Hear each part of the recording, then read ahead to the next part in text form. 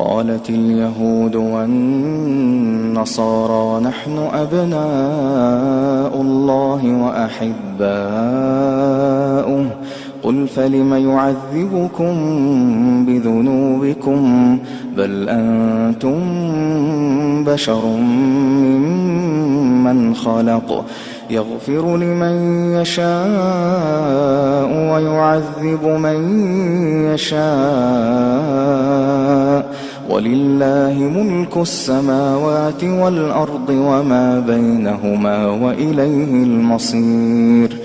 يا أهل الكتاب قد جاءكم رسولنا يبين لكم على فترة من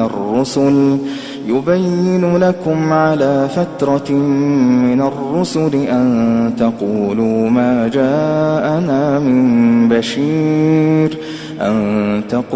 ما جاءنا من بشير ولا نذير فقد جاءكم بشير ونذير والله على كل شيء قدير. وإذ قال موسى لقومه يا قوم اذكروا نعمة الله عليكم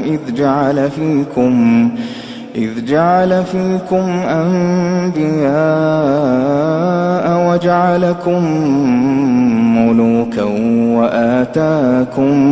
وآتاكم ما لم يؤت أحدا من العالمين. يا قوم ادخلوا الأرض المقدسة التي كتب الله لكم ولا ترتدوا على أدباركم فتنقلبوا خاسرين. قالوا يا موسى إن فيها قوما جبارين وإنا لن ندخلها حتى يخرجوا منها فإن يخرجوا منها فإنا داخلون. قال رجلان من الذين يخافون أنعم الله عليهم ادخلوا عليهم الباب فإذا دخلتموه فإنكم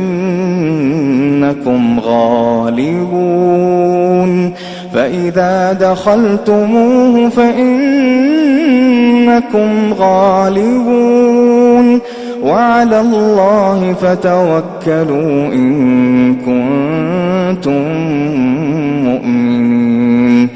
قالوا يا موسى إنا لن ندخلها أبدا ما داموا فيها فاذهب أنت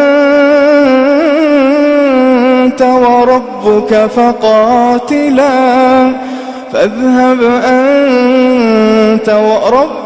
فقاتلا إنا هاهنا قاعدون. قال رب إني لا أملك إلا نفسي وأخي فافرق بيننا وبين القوم الفاسقين. قال فإنها محرمة عليهم 40 سنة يتيهون في الأرض فلا تأس على القوم الفاسقين. واتل عليهم نبأ ابني آدم بالحق إذ قربا قربانا فتقبل من أحدهما ولم يتقبل من الآخر قال لأقتلنك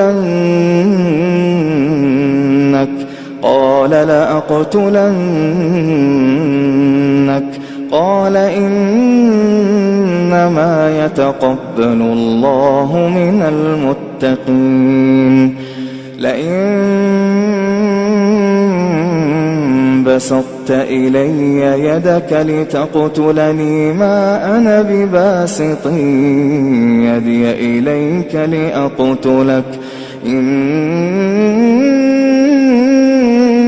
أخاف الله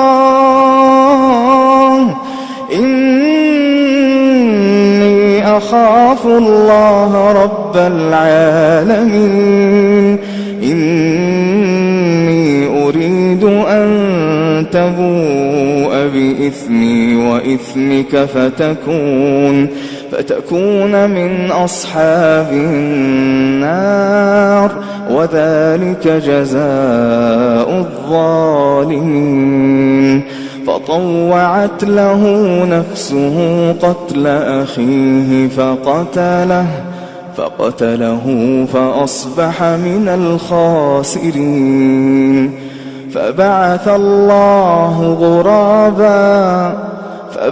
الله غرابا يبحث في الأرض ليريه كيف يواري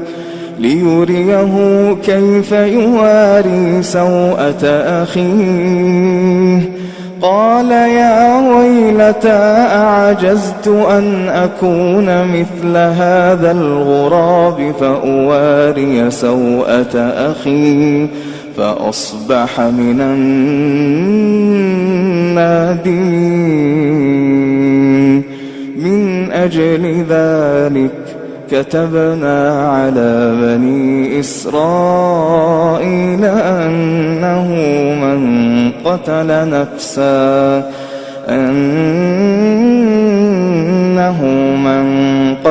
نفسا بغير نفس أو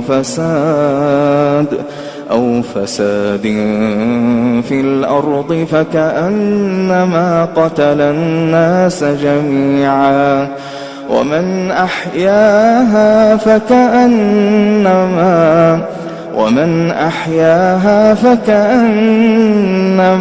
أحيا الناس جميعا ولقد جاءتهم رسلنا بالبينات ثم إن كثيرا منهم بعد ذلك في الأرض لمسرفون